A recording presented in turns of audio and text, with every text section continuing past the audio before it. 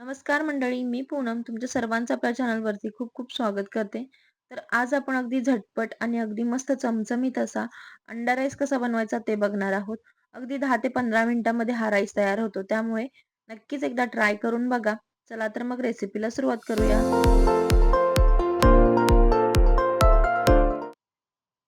तर इथे पहिल्यांदा आपल्याला अंडा राईस बनवण्यासाठी एका कढईमध्ये 2 ते 3 चमचे तेल टाकून घ्यायचं आहे.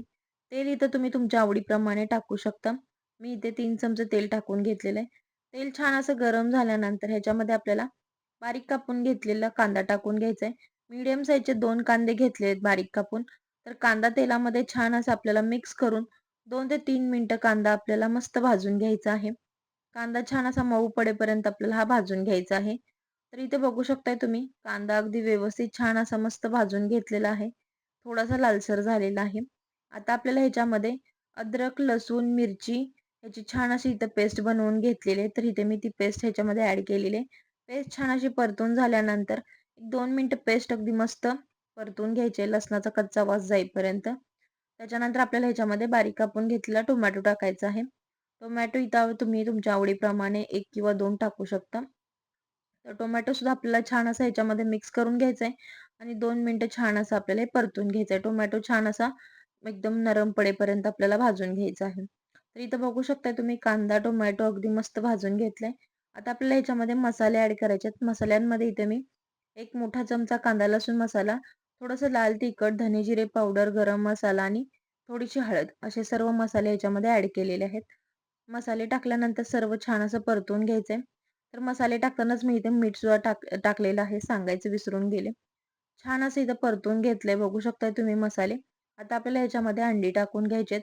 तर इथं बघू शकताय तुम्ही 5 अंडी घेतलेली आहेत. 5 अंडी मी फोडून ह्याच्यामध्ये टाकलेली आहेत. तर अंडी टाकून व्यवस्थित छान असं आपल्याला कंटिन्यू मिक्स करत राहायचं आहे. ज्या पद्धतीने आपण भुर्जी बनवतो, त्याच पद्धतीनं ही प्रोसेस आहे आपली. तर अगदी व्यवस्थित छान असं कंटिन्यू मिक्स करून घ्यायचं आहे. एकदम ड्राय तर इथे अगदी छान अशी मस्त आपले तयार झालेले आहे. म्हणजे आपण ज्या पद्धतीनं भुर्जी बनवतो त्याच पद्धतीने आपल्याला ही सगळी प्रोसेस करायची आहे. वरतून थोडीशी बारीक कापून घेतलेली कोथिंबीर टाकायची आहे. परत एकदा व्यवस्थित छान असं मिक्स करून घ्यायचंय. हे बनवताना आपल्याला पूर्णपणे ही जी भुर्जी आहे ती अगदी ड्राय होईपर्यंत छान परतून घ्यायचंय. आता आपल्याला ह्याच्यामध्ये शिजवून घेतलेला राईस ॲड करायचा आहे. जर इथे तुमच्याकडे म्हणजे वेळ नसेल किंवा शिजवून घेतलेला राईस नसेल किंवा तुमच्याकडे रात्रीचा जर शिल्लक राहिलेला भात असेल, तर तो सुद्धा तुम्ही ह्याच्यामध्ये ॲड करू शकता आणि या पद्धतीने सुद्धा तुम्ही अंडा राईस बनवू शकता. तर इथे बघू शकताय तुम्ही, मी मस्त असा राईस ह्याच्यामध्ये मिक्स करून घेतलेला आहे. अशा पद्धतीने आपल्याला अलगद असा मिक्स करून घ्यायचा आहे.